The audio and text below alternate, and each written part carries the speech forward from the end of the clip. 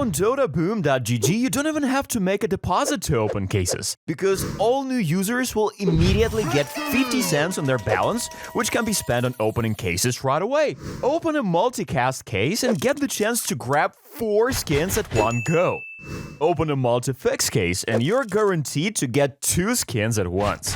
Thanks to the reputable, provably fair system, you can be 100% sure that the result will be fair.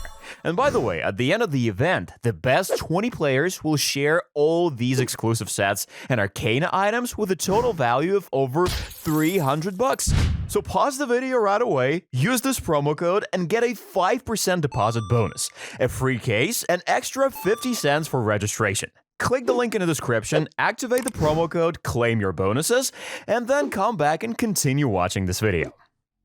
Hey, what is up guys? It's your boy Speed here. We're back, we're at it. 7.39c meta-analysis. In today's video, we're going to be breaking down, what's good, what's bad, what you should be looking out for. And at the end of this, I'm also going to look at the pick rates, kind of show you guys what people are picking less now.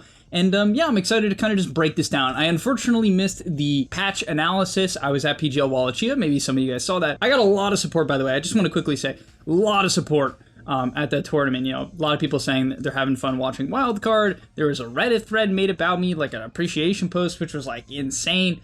Honestly, I'm not going to cap, guys. It's like, I would say a couple things about it. I even considered making a full video about this, but I just want to cover it quickly. A couple things. Number one, I'm very appreciative of like all the support. It's like insane. Like Twitch chat, crazy, this Reddit thread, the amount of like messages I'm getting. This is like the most support I've gotten in my life.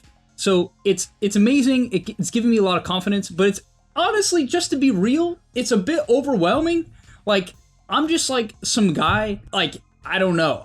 I just play Dota. I've been making videos for forever. I just like Dota. I happen to be good enough to go pro. And now it seems like people are like expecting big things. And, I expect big things for myself as well. I try really hard, but it's definitely a bit daunting. Nonetheless, thank you regardless. I appreciate the support. I'm going to be trying my hardest to continue to carry NA with my 4 other wonderful teammates. Yeah, let's get into the video. Okay, so the first hero I want to talk about very quickly is Venge. You guys know, if you've been following the channel, that I am a huge Venge fan, especially in pubs. There's also a pro strat right now with Magnus Venge. If you want to try it out, I think it's really cool, so, give it a shot. But basically, Venge is technically a melee hero, so if you empower her with Magnus, she cleaves.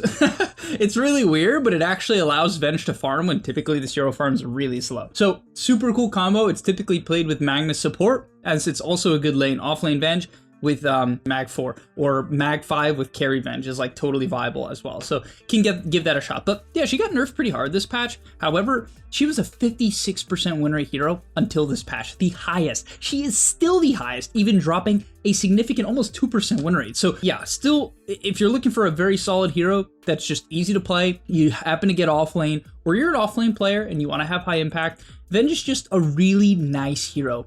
Solid spells, easy to execute, scales well because of the Ags, great talents. So yeah, don't shy away from Venge just because she got nerfed this patch. She did lose a very significant 10 attack speed and something else, but yeah, solid hero. Definitely wouldn't shy away from her at all. Okay, next up, Bristle is officially smacked. So Bristleback has been giga popular for a while now at the highest level. Mega popular. But he's been getting nerfed and nerfed. Now, officially, I think this hero is almost bad. I think it's getting into that territory. I will admit, I think it's actually still going to pop up in the pro scene.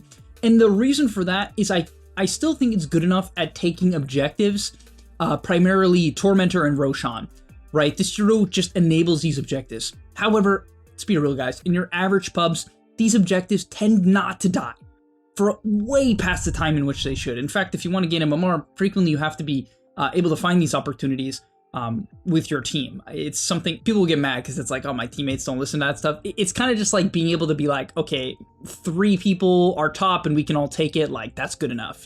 Stuff like that is like a good way to gain rank. But in general, Bristleback is like one of the best heroes at doing that. And so I think in the pro scene, you'll still see him occasionally for that reason. But for pubs, I just don't recommend him. I think his numbers are just a bit too bad right now. So if you're going to play him, it's probably actually more like a Seeing Red build. Honestly. Okay, the next hero I want to talk about is DP. DP is first phase pick ban in the pro scene and still might continue to be that way even after getting heavy nerfs, and I mean heavy nerfs, just because of the fact that number one, she's flexible, she can be played in multiple roles, and number two, the hero can take objectives, similar to Bristleback, right? It's very good at fighting around objectives. Even if, let's say, you're not going to probably pop Exo to take a Tormentor, you're going to pop Exo to win a Wisdom rune, to win a Power rune, to fight Roche, stuff like that, and pros are really good at that. Now, the reason why I'm telling you this is so you don't get baited to pick DP. I'm being real. DP is a hero I recommended for a while because I actually thought it was overtuned, and it probably was, and pros probably undervalued the hero for a while. However, I don't think it's a great pup hero. It actually is hard. It's hard to scale, which is huge for me. You guys know that. It's pretty hard to scale in a lot of games. Not impossible, but it's hard. The Axe, which is the best item on this hero, got heavy nerfed. That doesn't slow anymore. And really the biggest issue with DP is the cooldown. People will expect you to fight, and when you don't have Exo, you're just a lot weaker. And if you're on a coordinated team, that's much less of a problem. You just communicate that it's on cooldown and you try to avoid major fights. But that doesn't happen in pubs, and so I would be very careful about playing DP for this reason. It's just tough. Okay, next up is Axe. Super recommend Axe. Slightly nerfed this patch, pretty whatever. Give him a shot. Pause 5 or Pause 3, think this hero is absolutely excellent. It got buffed in a lot of ways. It's a very consistent Dota hero, strong laner, takes stacks, farms well, scales well. Just one of those heroes where for me, I see an Axe on my team and I'm like, this guy's probably gonna have a solid lane. He's gonna stun people. You know, that's nice. And yeah, definitely play Axe. Support, either support role, but primarily off. Next up is NP5. NP5 has gotten nerfed a few times now. So funny enough, I thought in this video I'd be saying that it's like, don't pick it. But honestly, you should probably play it. Like, it's one of those 5s that I think is really fun. So it's just like enjoyable, and you know, it's good to enjoy Dota, believe it or not. You can do that. You know, Vessel is an incredible item, and I think really that's what's carrying the hero. Funny enough, its win rate is at slightly below 50, so it's not like some broken hero. I'm not telling you that it's broken. It's just like a average support, but it's really fun, and I recommend trying it. Vessel's a great item. The shard got nerfed this patch, but I still think it's good. It scales quite well just because it gets a lot of farm as the game progresses, and it's pretty easy to play because you're maxing Sprout and you're maxing Teleport. So yeah, pretty fun. Oh, also you're doubling people's tangos if they eat your Sprout, you and your ally, and you should do that in the lane. So definitely give it a shot. If you haven't played it, it's a lot of fun. Okay, next up, Wynn's new 10 talent is apparently really good.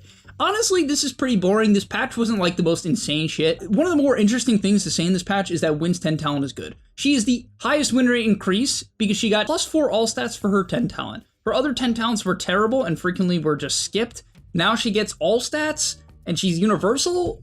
Not gonna lie, I can't imagine this is really worth her 2.3% win rate increase. Maybe some of it's just coincidence, but nonetheless, apparently it's really good. All right, next up, Doom is a funny guy. Doom's a funny guy. Doom is, you wouldn't guess this, is the lowest win rate hero in Dota. The lowest. Right next to him is the horrendous PA, which, you know, you guys know I generally hate PA. There was a patch where PA was good recently, you know, with like Warlock and Shakiros and stuff like that. And, you know, her numbers were good, but then she got like, she got hit. But Doom's a funny guy because you'll still see Doom at the highest level, like pretty frequently. I really believe that. I don't think this hero's going anywhere, but he's the lowest. And he's kind of has this problem. It's the same thing as Batrider, which I'm actually going to cover. He just has this issue where you got to min-max a lot of little things. And if you min-max a lot of little things, and another thing is the DP issue, but if you min-max a lot of the little things and you don't fight when Doom is like off cooldown, or you avoid it as much as possible in the early game, this hero can be like nasty. It scales insanely well, right? But if you don't understand the intricacies of this hero, it's hard. It's just hard. It doesn't farm very quickly. If you use Scorched Earth to farm, you might not have it to fight. It's not exactly inherently tanky. The laning stage is actually, it's strong but weird, and you have some very bad matchups, like heroes like Drow in the lane can be really hard. So yeah, it's a weird one. He just has this issue where he's super good in the pro scene conceptually, and as a result, he gets nerfed very hard, and so I would stay away from Doom.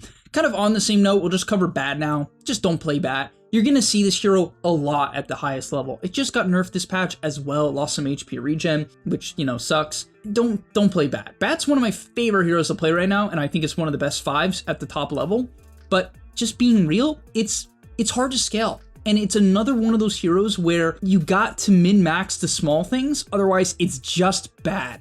it's like a very high ceiling hero. So if you're the type of person who wants to put a lot of time into a hero and min-max the heck out of a hero, Batrider is a fantastic option.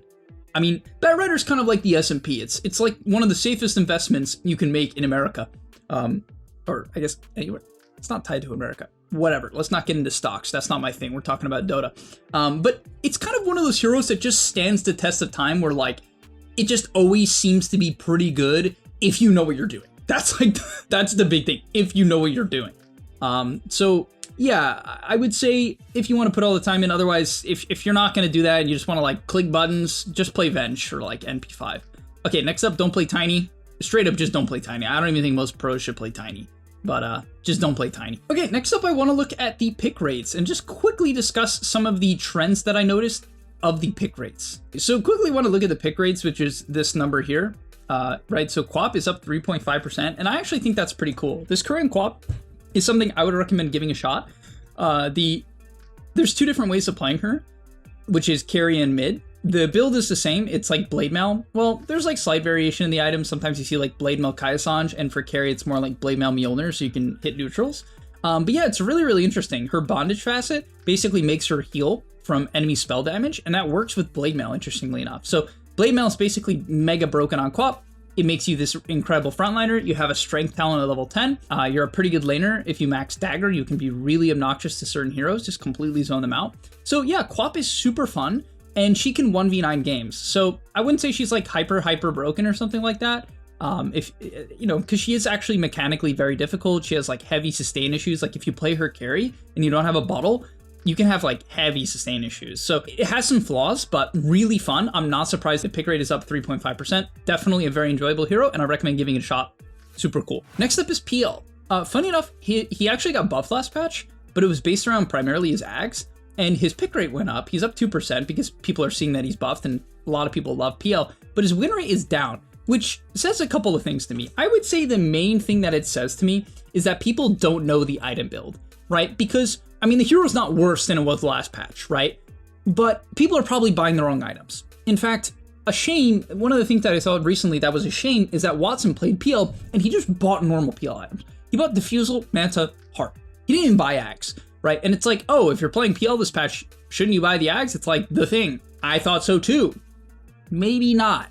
It's cool. It summons illusions. Those illusions do damage with their lance because of this hero's facet, which is really cool. So there's like a lot of cool things with the facet and the Ags, but honestly guys, I'll keep you up to date with what I'm seeing on PL builds, but it generally seems like it's not figured out yet. And if you want to play the hero, I'm sad to say this, but maybe you should just buy Diffusal, Manta, Heart, and play normal. Okay, and lastly, I want to cover just these two heroes. Already mentioned it, but like this hero is just solid. The item build is kind of figured out, and this, you know, it's just Vessel with no boots into Shard, and you have a lot of impact. You place really good wards. It's really easy to play. And then Axe is down win rate. The hero got nerfed very slightly, as you can see. Not shocking that this is the change. Yeah, very slight nerf. But yeah, super solid. I mean, super solid hero. This is his current win rate. So yeah, he's more picked, and I expect this number to go up. I think this hero will continue to be picked in the pro scene and should be in pubs as well. But all right, thank you guys so much for watching. Hopefully you enjoyed this meta analysis or meta update for 7.39C, and I'll see you guys in the next one. Peace.